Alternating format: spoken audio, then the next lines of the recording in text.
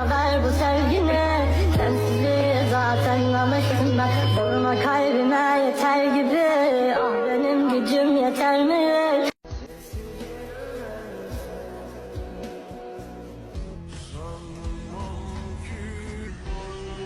Sen nasıl bir yarasın? Bir sen mi aşık oldun ha bahtımın karası? Eskimiş yalanların kıyılarında güzelim.